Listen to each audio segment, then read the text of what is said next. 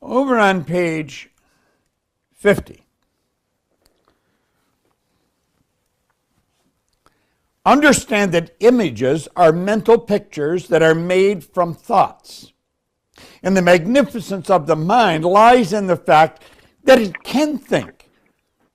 That is to say, it can tap into thought and create whatever image you choose. It's such a beautiful thing to know. Look at.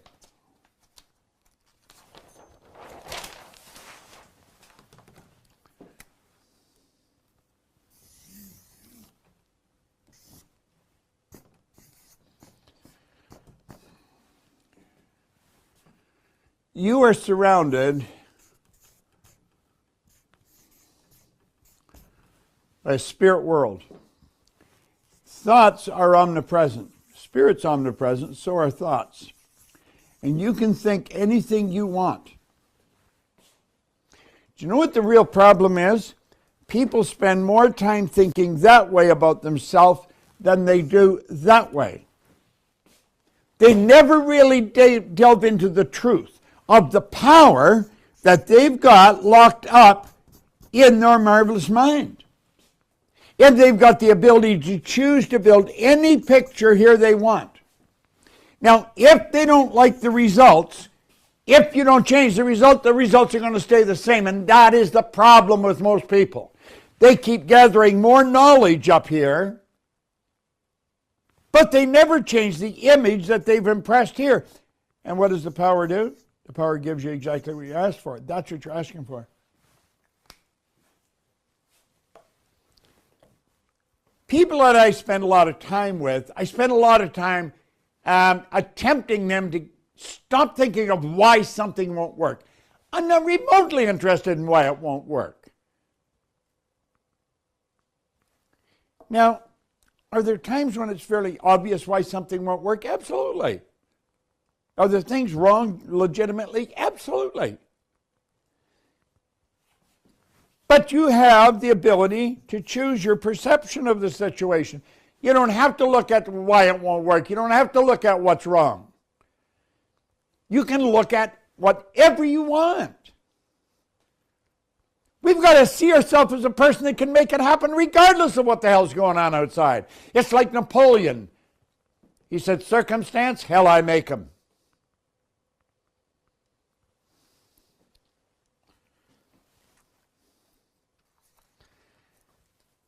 Flip over onto page 52. Now, the bottom two paragraphs, Columbus imaged a new world, and you and I are living in it. The Wright brothers imaged us being propelled through the air and introduced us to a new kingdom. Samuel Morse imaged himself interrupting the flow of energy through metallic wires and gave us the telegraph, the Morse code. Copernicus imaged a multiplicity of worlds, and now we've been there. Throughout the years, history has recorded the results of great visionaries. In fact, everything ever accomplished was at first, and for a time, nothing more than an image held in the mind of the architect. Realize now that you too are the mental architect of your own destiny. Copernicus, the Wright brothers, Samuel Morse, Marconi, none of them had anything going for them that you haven't got going for you. What do I say in the seminar? Most people are extras in their own movie. They look at the star and they think, wow. Wow. Go to the mirror and say, wow.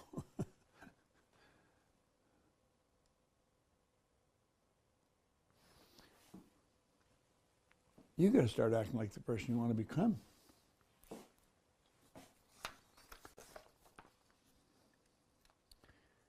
Flip over to page 53.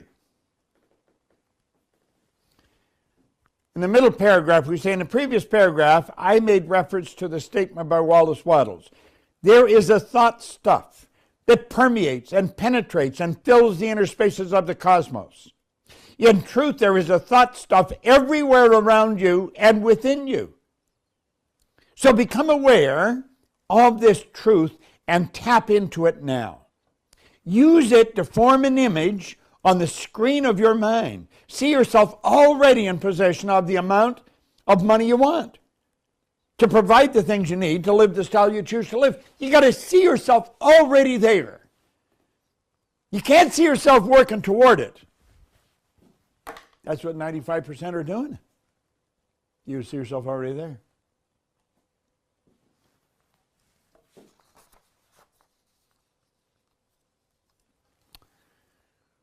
On page 55, right at the top of the page, persistence is the key. Continue to hold the picture of personal prosperity and understand that is what is happening to you. It's what must happen to prepare you to receive the good you desire. You'll never receive the good you desire if you're not prepared for it. You just won't. If you're not living on that frequency, it'll go right past you, Jack. You're not going to get it.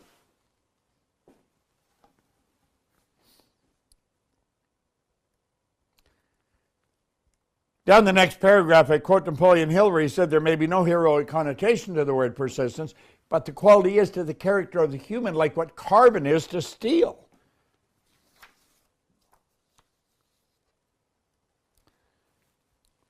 Over in page 60, third paragraph from the bottom. I went to a church service one time out in Santa Ana, California. Philip Nicola was the minister. I went over and met him afterwards because I was impressed with him.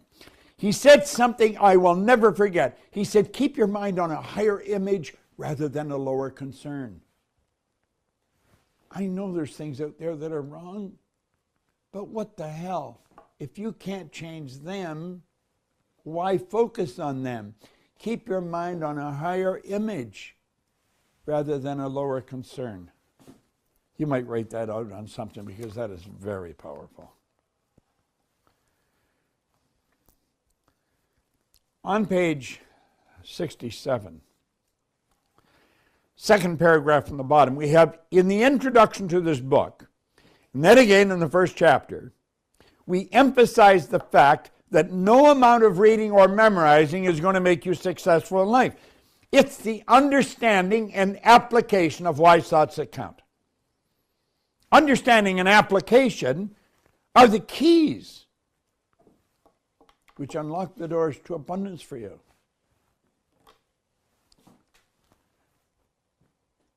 Remember, I pointed out worry and doubt are over here. It's looking at that side of life. What's the opposite of worry and doubt? Understanding. Solomon said, in all you're getting, get understanding. And there's only one way of getting understanding. Study. There is no other way of getting it. I spend a lot of time doing two things. One, studying, and two, thinking. I'm forever thinking of a better way to do what I do. I'm forever thinking of how can we do more in a shorter period of time. Now,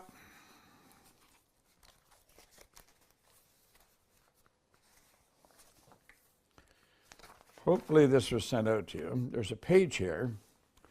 Creative people see things not as they are, but as they could be. You and I are creative people. We don't see things as they are. We see things as they could be. They live in a third mode of language, the language of hope, of future, of imagination. They are found in every walk of life, not just the arts, advertising, inventing, and so on. Some of them earn their livelihoods through their creativity. Others create just for the fun of it. Far more people are genuinely creative than you might suspect. I left grade 8 Last year, public school, Miss Strawn was a beautiful lady. She said, Bob, where are you going to go? And I said, I'm going to Melbourne Collegiate. Oh, Bob, don't go there. You'll never do well in business, Bob. Go to Danforth Tech, get a trade. Well, I went to Danforth Tech, but I never did get a trade. I lasted 2 months and away I was gone. You see, the great thing about using your mind creatively is that this ability improves with age.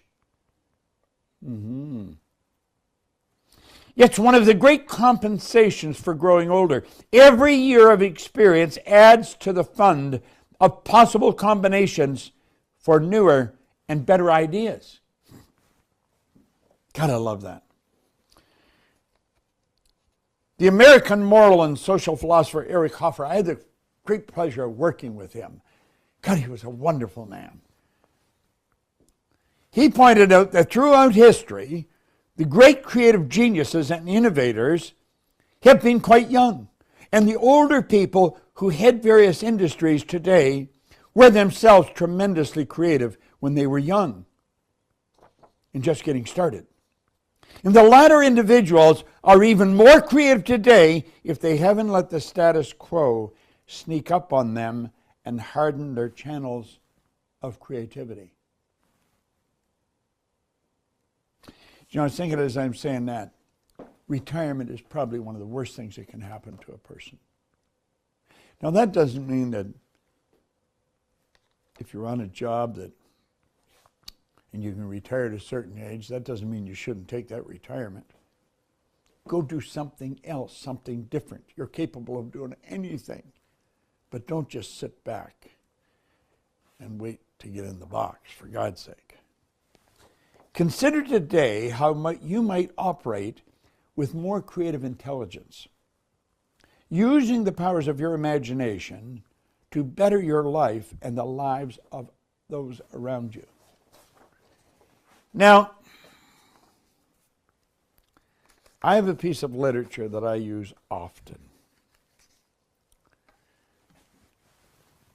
Thomas Troward wrote it in the Doré Lectures on Mental Science. Genevieve Behrend copied it into the book she wrote, The Creative Process.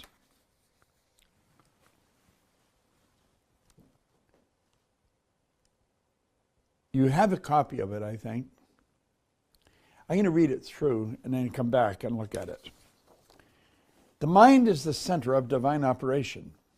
The mind is the center of divine operation. The divine operation is always for expansion and fuller expression.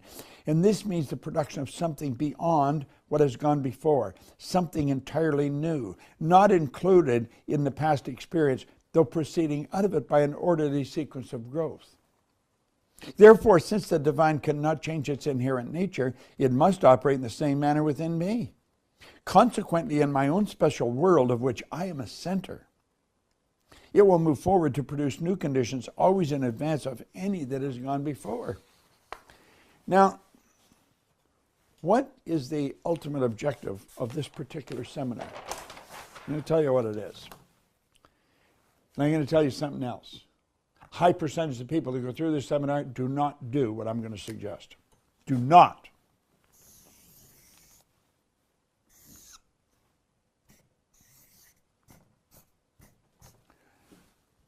Spiritual world. Your objective is to go here with your imagination and tap into the thoughts that are here, this energy that's here, this pure, unadulterated, creative energy that's here, that is flowing into your consciousness, and build the picture, the detailed picture of exactly how you want to live. That's the objective of this. To go to spirit and build the picture of what is. Now, I'm going to tell you something that I have learned is absolute truth. That's spirit outside. Here's spirit inside. If you go to spirit and build the picture, then turn the picture back over to spirit, it will give it back to you. The reciprocal law of spirit gives it back to you in physical form. Go to spirit to build the picture. You turn it back to spirit, and it'll give it back to you in physical form. That's the reciprocal law of spirit. Now, what is he saying here? My mind is a center of divine operation. Underline the word a. My mind is a center. See, in everything, there's just one center. In this studio here, there's one center. I wouldn't know how to find it, but if I get a hold of the architect, he could probably tell me how to find it. If I have a basketball in my hand, there's one point in that basketball that's centered, just one point. And that's determined by the out of the ring of the ball. Here he's saying, my mind is a center.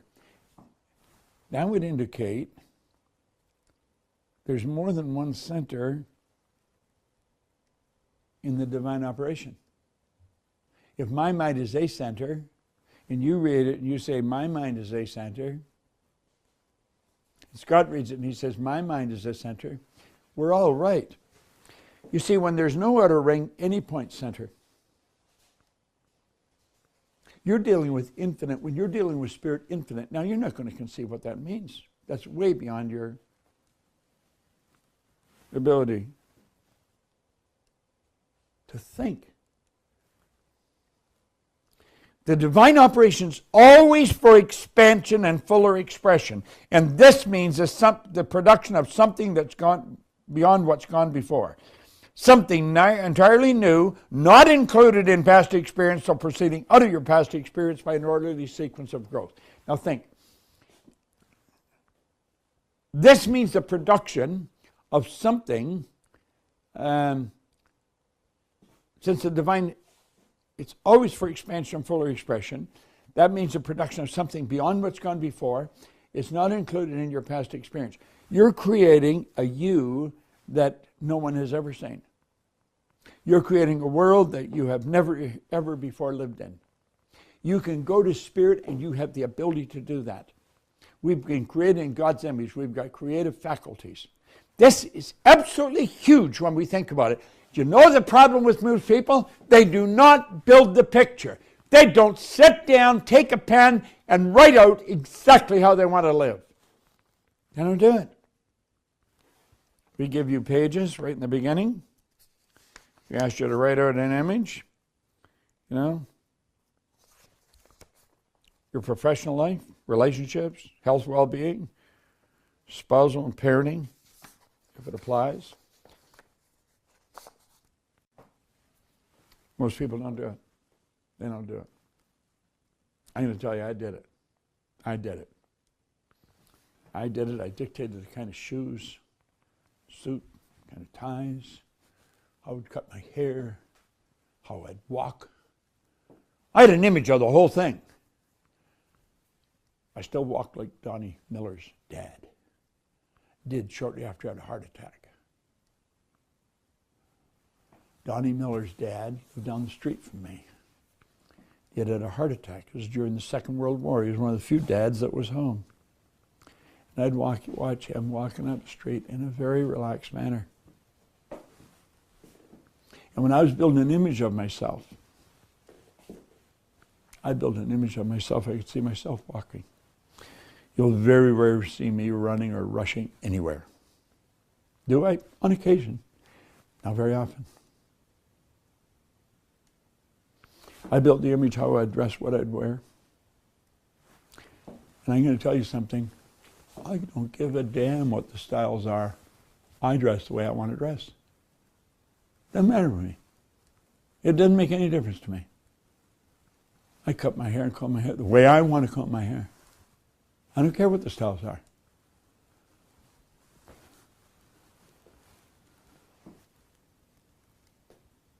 I love the song, I Did It My Way. Well, that's what Troward's suggesting here. It says, therefore, since the divine cannot change its inherent nature, it must operate in the same manner within me. What he's saying, how does it operate? The divine operation is always for expansion and fuller expression. The higher side of your personality, it's always for expansion and fuller expression. Are you denying it? This means the production of something beyond what has gone before. You got to do something beyond anything you've done before. Something entirely new, not included in your past experience. I watch the sales sheets in our own company. Do you know the sad truth?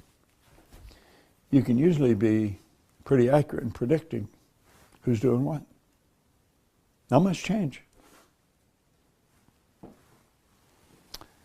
I remember Nate Conant. Same thing. Until we got into this, same thing improves as we get into this. It's the people who really started to study it. You study this, your results have to change. Because if you keep studying, you're going to have to do it. This means a production of something beyond what's gone before, something entirely new, not included in past experience, though proceeding out of your past experience by an orderly sequence of growth. See, everything that's ever happened right up to this point, all the wins and losses, everything that's happened has been absolutely essential to get you to where you are, to prepare you to do what you're going to do. It's all in consciousness. It's all what you're aware. I love the way Neville wrote, everything's already created. Your trick is to become aware of its presence. Lay claim to it. Why they say in my Father's house are many mansions. Everything's already created. Therefore, since the divine cannot change its inherent nature, it must operate in the same manner within me. Consequently, in my own special world of which I am the center, it will move forward to produce new conditions always in advance of any that's gone before. Listen, you've got to admit, that is one beautiful piece of literature. Yet it's all true and it's about you. If you burn that into your mind. I keep telling you what I do because I'm no different than you. I'll tell you something I really do. I don't pay attention to what the hell anybody's doing. I don't care what anybody's doing. You see, I figured it out many, many years ago, back in the 60s probably, that if there's only about 5 out of 100 winning, I'm going to be around a lot of people that aren't winning. And some of those people, I probably love them. I'm going to be working with them. So if I start paying attention to the people that I'm surrounded by, probably a number of them don't know what they're talking about or are going to give me bad information. And I think I made a decision. I don't care what they do. I'm going to do what I do. Now, every time I made a change, I was criticized for it.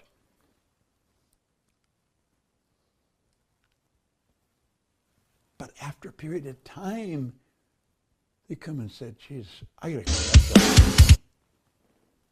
Think. Now, there's a piece of literature here that I give you. It's called The Effortless Way. The principle of least action governs everything in physics from the path of a planet to the path of a pulse of light.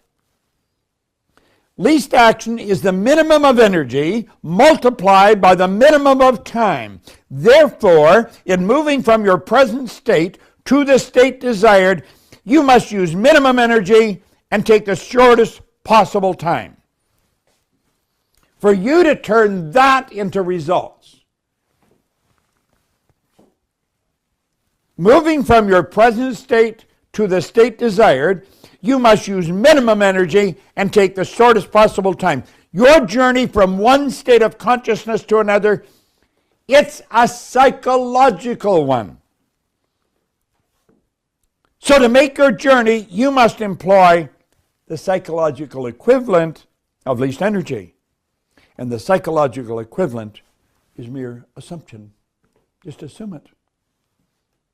You assume it. Pretty cool. Now, the intellects will say, well, wait a minute, you just can't assume it. I mean, you got to face reality. You know, that stops most people. It doesn't stop me at all. I just say a quiet prayer for the person because I know they're really hung up on it, and then I'll get on about my business. Let me tell you what reality is.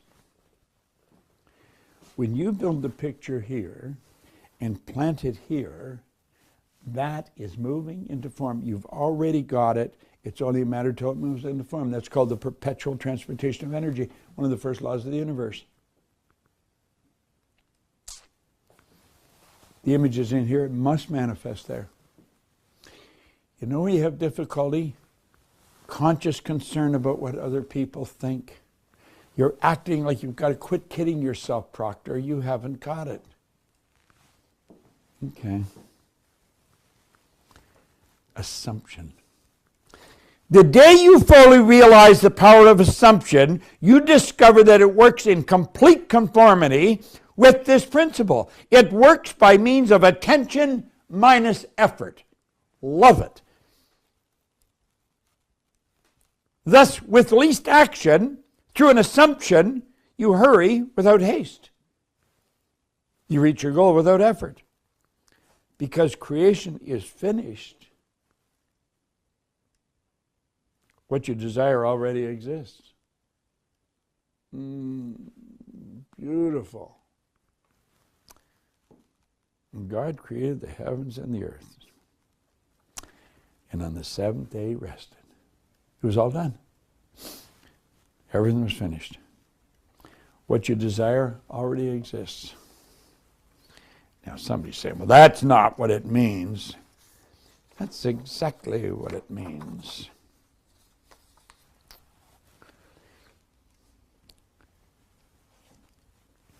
What you desire already exists. The next page, it is excluded from view because you can see only the contents of your own consciousness. How do we raise our level of conscious understanding? Through study. There isn't any other way. I was in here early this morning studying. Before I came here, I was at home studying. I study all the time. I eat all the time too. I shower and shave and wash all the time. I get dressed all the time. These are things I do all the time. They're called habits. It's part of my habitual nature. I would recommend you do the same thing. It's excluded from view because we can only see the contents of our own consciousness. It is the function of an assumption to call back the excluded view and restore full vision. It is not the world, but your assumption that's change. An assumption brings the invisible into sight. It is nothing more nor less than seeing with the eye of God. Your imagination. The imagination is the eye of God. For the Lord seeth not as a man seeth, for man looketh on the outward appearance, but the Lord looks upon the heart. Do you know,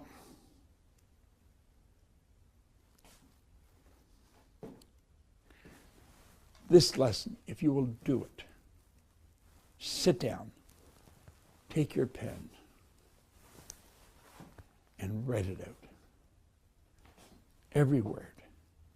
How you want to walk, how you want to talk, what you want to earn, where do you want to live, how do you want to live. Put it all out in front of you. And then be grateful because you have it. And you act like you've already got it. Whew.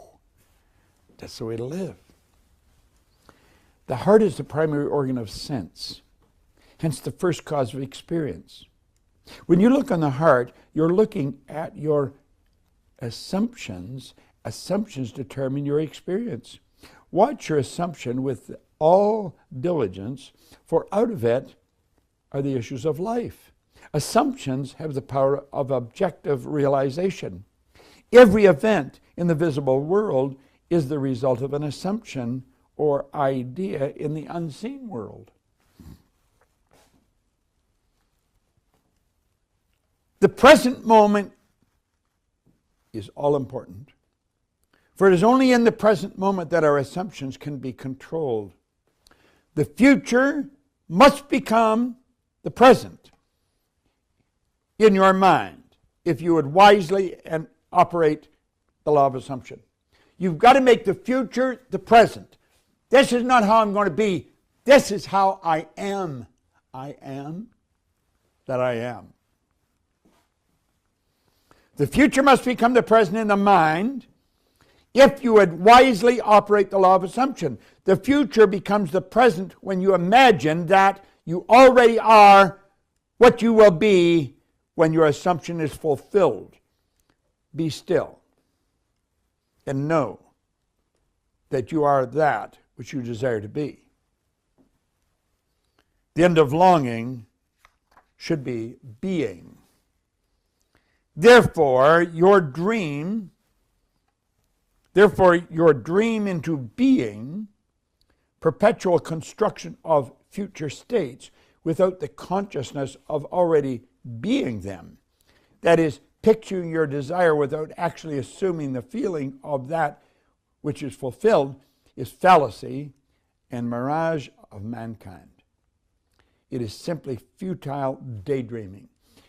You see, you have to understand the creative process. When you understand the creative process, when you understand that, number one, you've got to consciously build the idea here. Number two, you plant the idea there.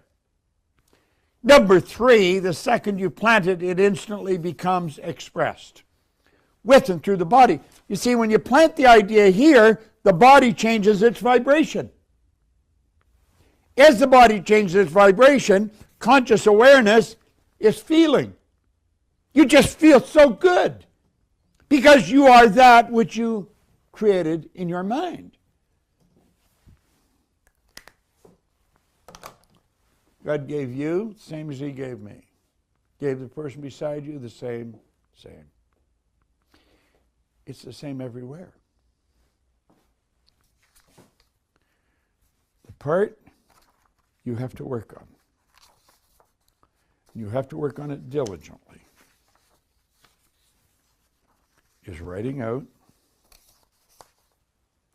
who, what you want to be, and then being it. I was thinking earlier this morning about this lesson, and I was thinking,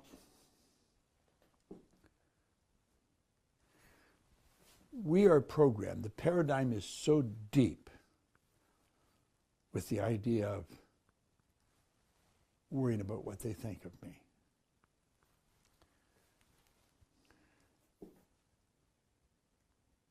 It stops us from acting like the person we want to become. You have to act like the person you want to become. That was William James's theory from Harvard way back in 1900. The actor's technique. Act like the person you want to become. Well, we have it so deeply embedded in our subconscious. We're so concerned with what people think of us that we prevent ourselves from acting like the person we want to become. See, all the people know what we're like, and if I build this new image and I start acting like that new image,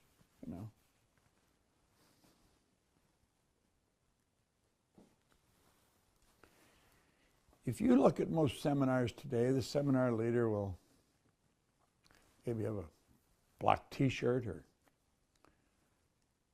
just a sweater or something. That's not my image of me. This is my image. I got to wear a suit. Why? Because that's the image.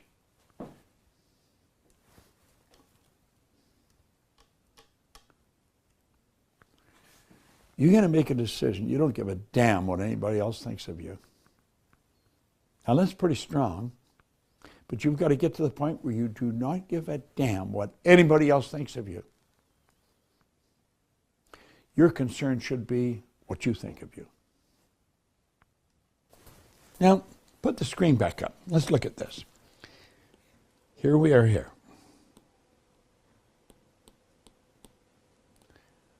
So we've got this image of ourselves.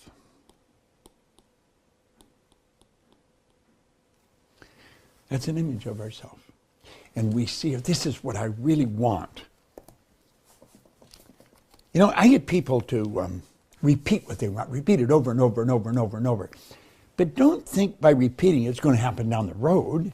It's not something you're working towards. is something you've already got it. It's present tense. You got to see yourself with it. Then you've got to get emotionally involved with it. You see, it's the feeling that's so important. Why is the feeling so important? Feeling is conscious awareness of the vibration you're in. That's what feeling is. So when you repeat this and you feel like you're already there, you put yourself in that vibration. Now, if you're in that vibration, what do you attract? You attract whatever is required for the manifestation of the image you're emotionally involved with. You set up an attractive force. That's the way it works. I've had a couple of situations where people have contacted me in the last few days and talked about things that happened that have been really sort of wild, that they've attracted. Why did they attract it? This is what they're doing. Now, I don't know what it is you want, but I do know this. If you build the image of yourself already with it, and you get emotionally involved so you feel like you'd feel by already having it, you physically move into that vibration. That's going to dictate your actions. And it's your actions that dictate your results. It's just the way it works. But it also dictates what you attract.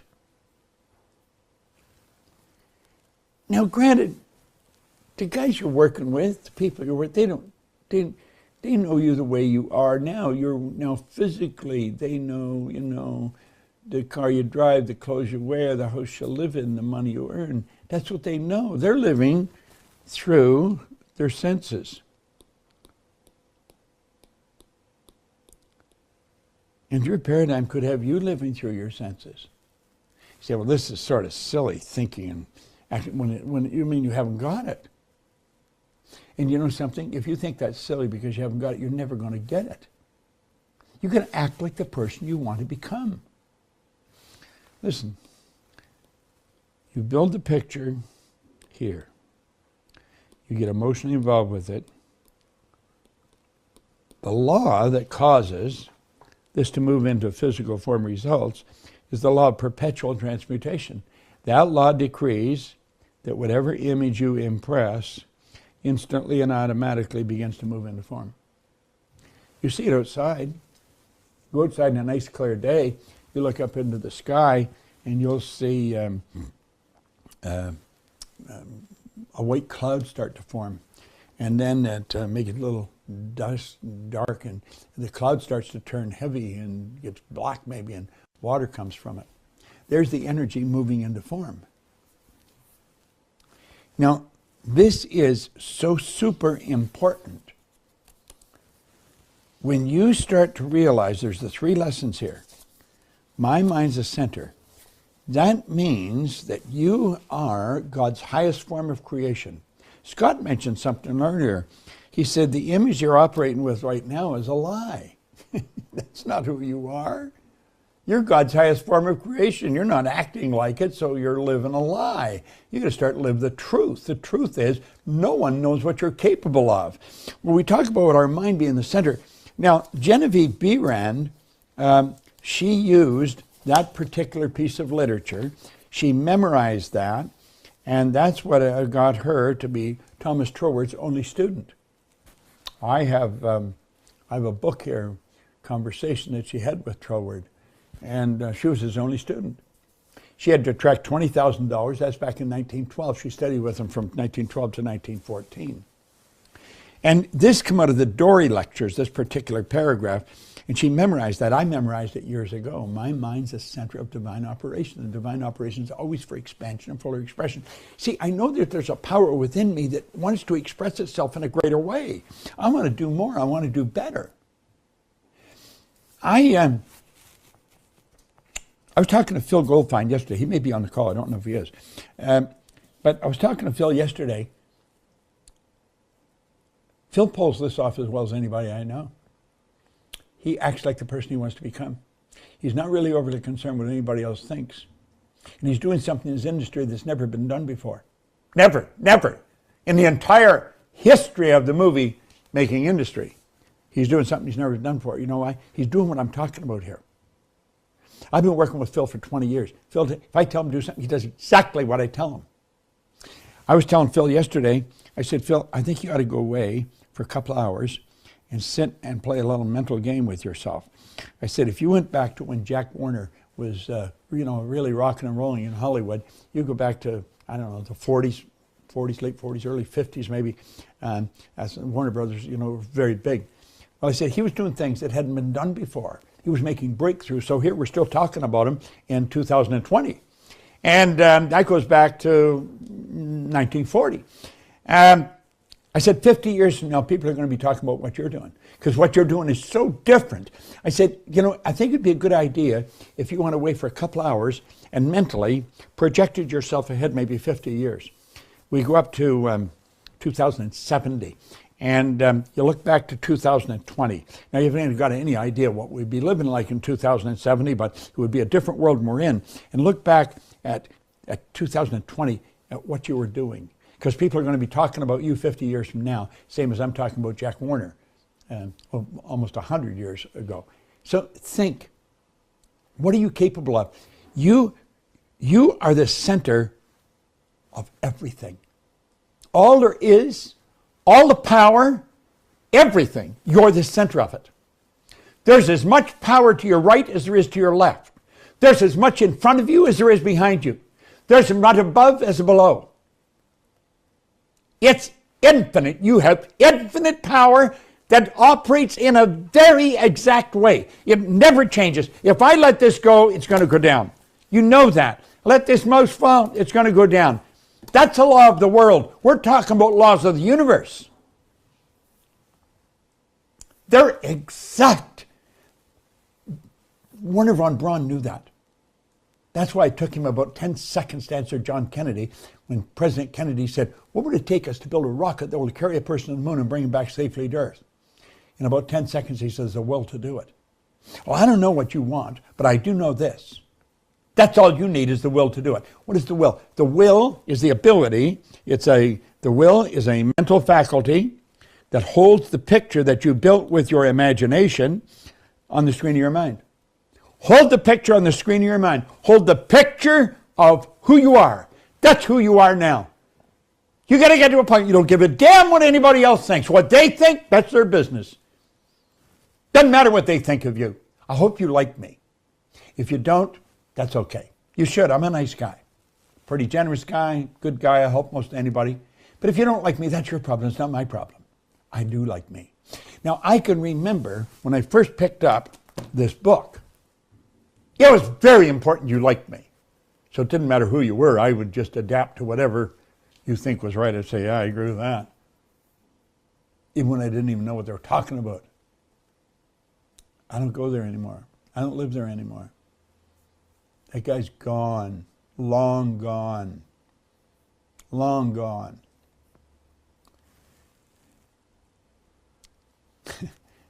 I'm writing a foreword for a book. It's a damn good book by Lisa Jimenez. And I don't really know Lisa that well. She's written a couple of books, and I've endorsed a couple of books for her. I'm going to write the foreword for this book for her. And if Lisa walked in the room, I might not know her. But I've communicated with her often. And there's a funny story attached to Lisa and myself. We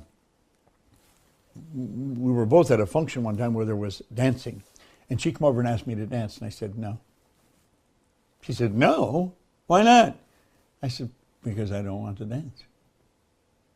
So I'm not going to dance. I think she was a little taken back with it, but, that's the way it was. And I don't think she was overly happy about it.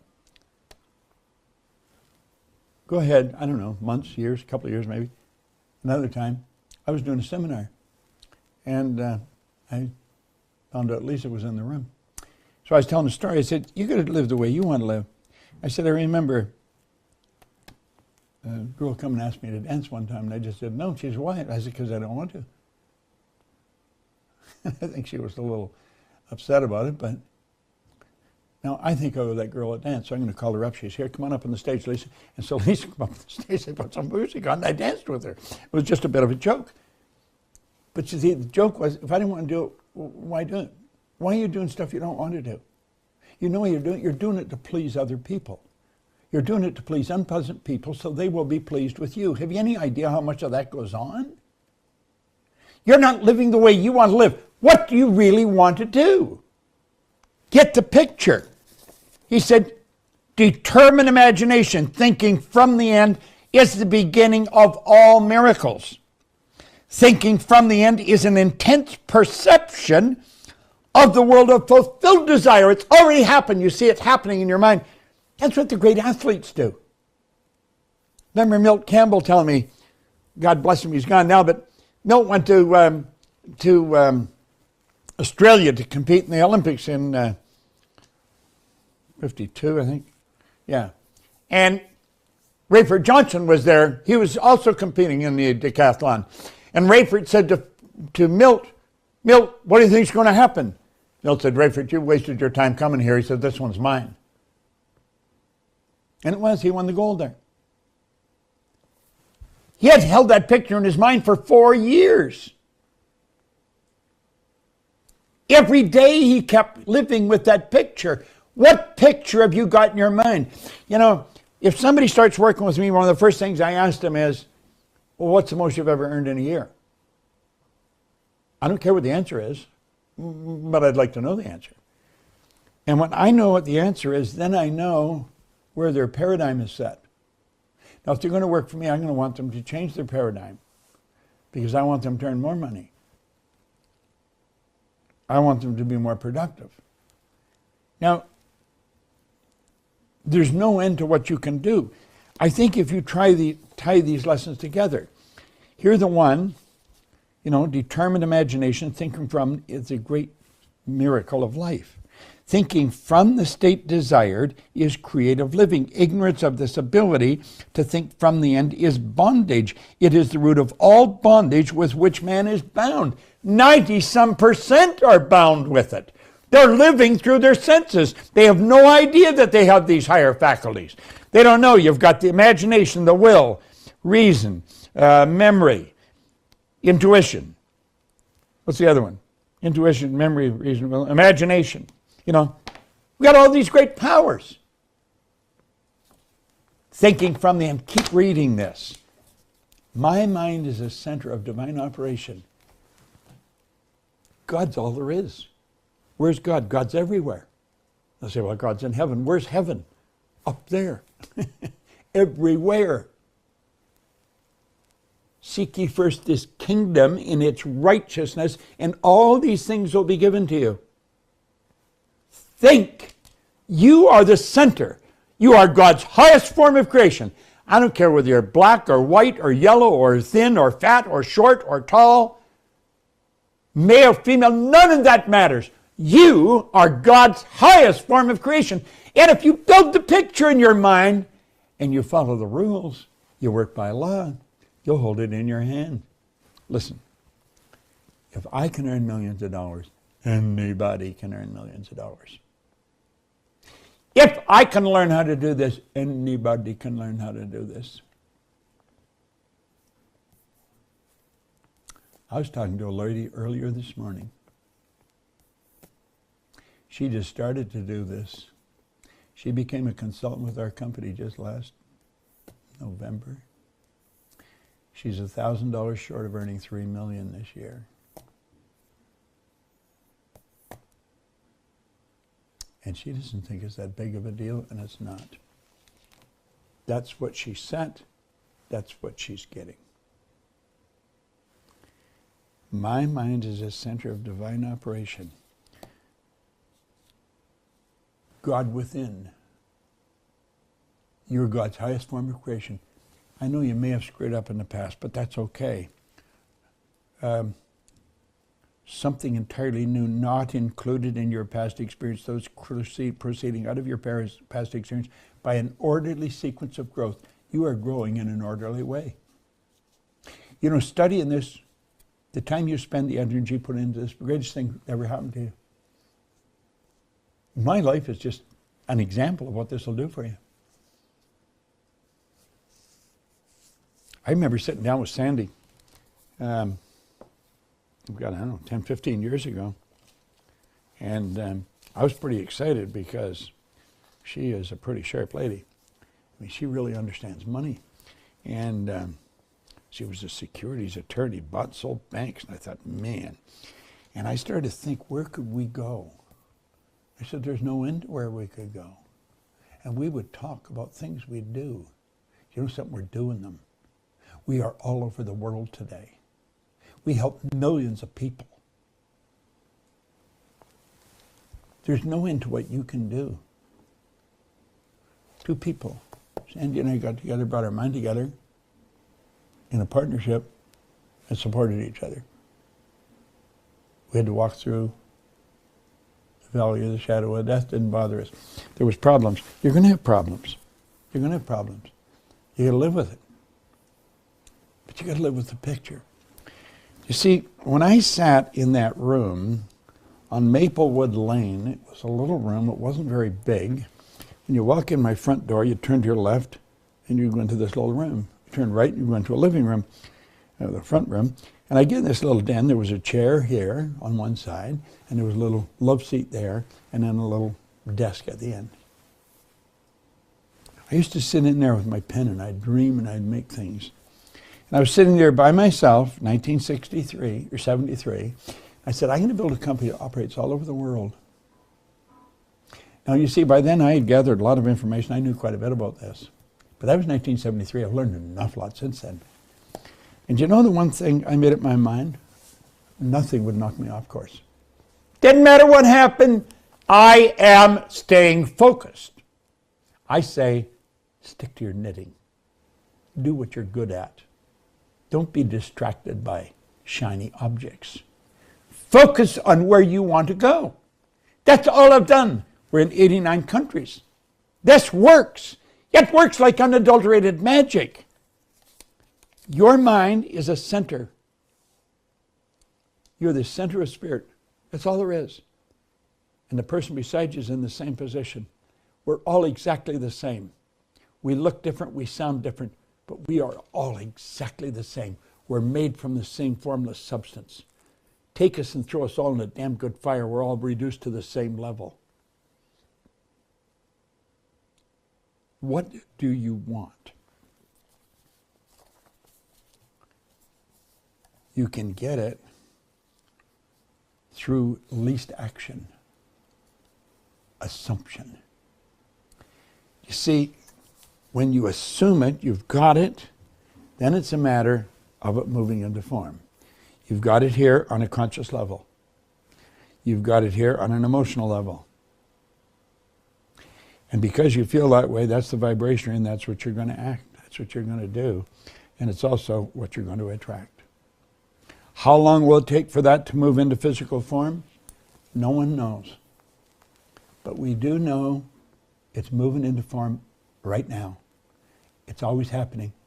There's all kinds of stuff going on that you cannot see. This is so important. You're God's highest form of creation. You're surrounded by power. You think from the end. We've been taught to work toward the goal. Work from the goal. Just 50 feet from the studio is my home. We're having the house rebuilt. They've ripped everything out inside, and they're putting a second story on it. They're making fabulous headway. Do you know, all of those people up there working, they're working toward a particular end. They've got the end in their mind. That dictates where this board goes, where that goes, and where this goes. And they're taking everything and they're putting it in place to manifest the picture they've got in their mind. It was all on paper, and they do it. They're working from the end. It looks like they're working to the end. No, they're working from the end. Be it. Be it. Don't say you're going to do it. I am.